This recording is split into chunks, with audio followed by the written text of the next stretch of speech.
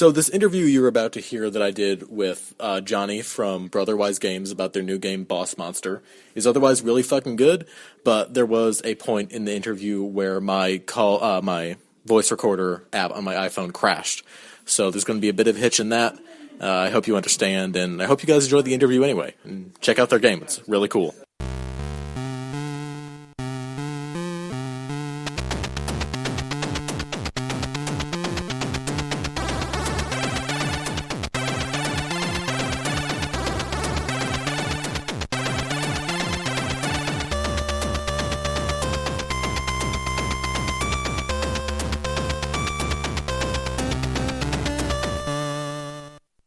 I'm Johnny O'Neill, co-founder, Brotherwise Games. Okay, and you guys just released Boss Monster. You want to talk to our listeners about what that game is all about? Sure. In Boss Monster, you play the boss in old-school video game style dungeon.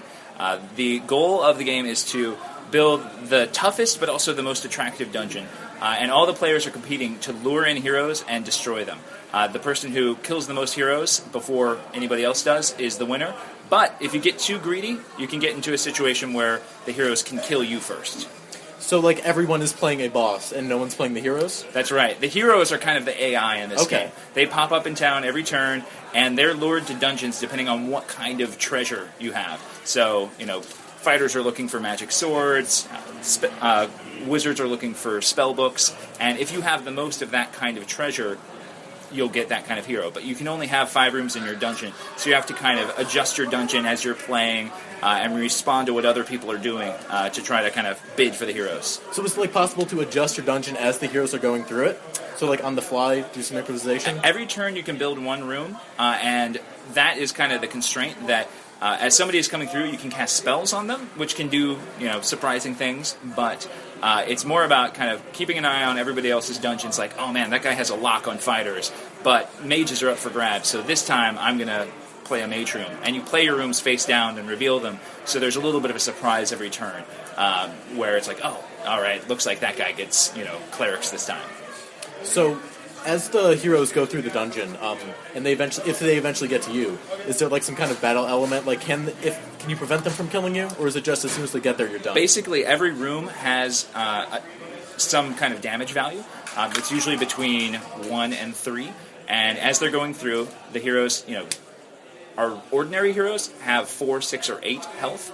And our epic heroes have 11 or 13 health, and it's all about how much damage you can do to them before they get to your boss. Once they get to your boss, the idea is you always kill the hero, but they either end up as a wound or as a soul. You want the souls, you want 10 souls, but if you get 5 wounds, you lose the game.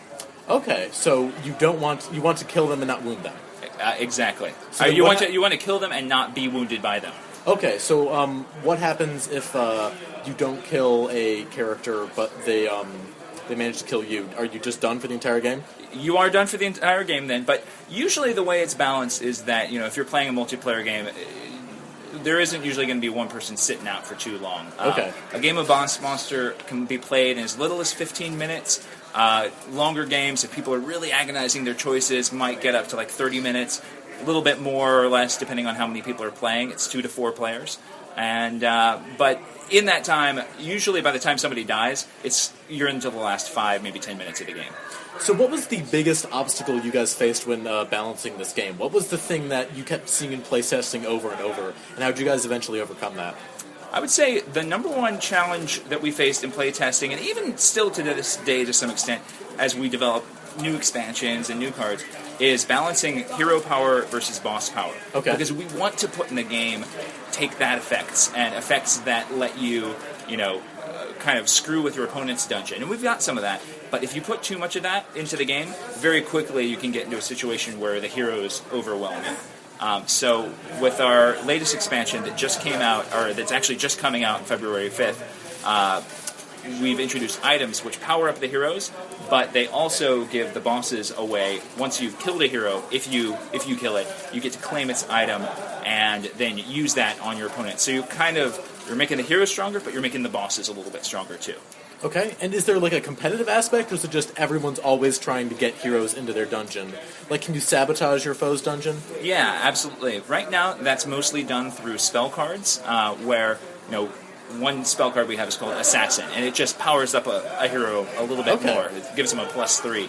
So that sometimes can just put them right over the top and be able to make them deal a wound.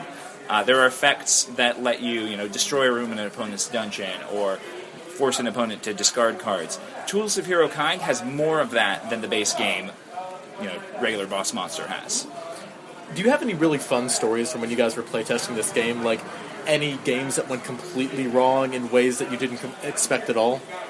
I think we definitely, while we were making this game, got it in as many people's hands as possible. We've lived all over the country, so we have friends in different cities. Definitely, there are hilarious things that can happen, and sometimes, there's some luck element to the game. Sometimes you can just get totally screwed in the game. I think the most shameful thing that can happen to someone is if they get killed by the Fool. And I've only seen that happen once in any game. So what's the Fool? The Fool only has 2 health, and it's designed as like a catch-up mechanic. Okay. Like how when you're playing Mario Kart, if you're losing, you get better items than people. So the Fool goes to whoever has the fewest points, the fewest souls, and the whole reason for its existence is that like one room can kill the Fool. But sometimes, if your opponents can deactivate your rooms or destroy your rooms, or you've destroyed the rooms to try to sabotage other heroes, you can get into a situation where the hero actually deals you a wound. And that almost never happens. And in the 1,000+ times I've played Boss Monster, one time I was killed by the Fool. And I felt like I'd unlocked some sort of Xbox Live achievement. A very shameful one, but that was a funny moment.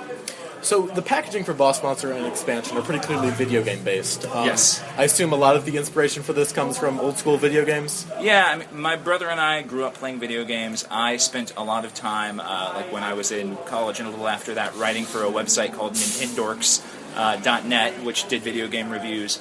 I know all about what that's like. So yeah, and so that's definitely a big part of who we are. But there's also a lot of other geek culture references. In fact, there's probably as many Dungeons and Dragons and general fantasy references in the game as there are video game references.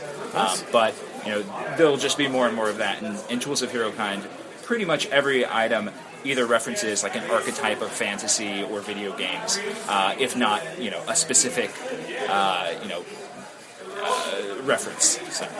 So you just released your first expansion. I assume you have plans for some more. Can you give us any hints as to what those will contain? Sure. We're hard at work on our next full-sized expansion. Oh, cool. And by full-sized, I mean 155 cards, just like the original game.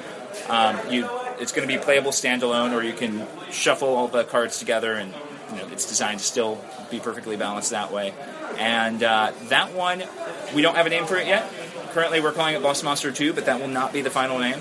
And we're looking at introducing some mechanics into that one that are new to that expansion. Right now, the only thing we can say about it is mini-bosses are something that we're excited to make a part of the expansion. Interesting. So where can listeners go if they want to buy this game?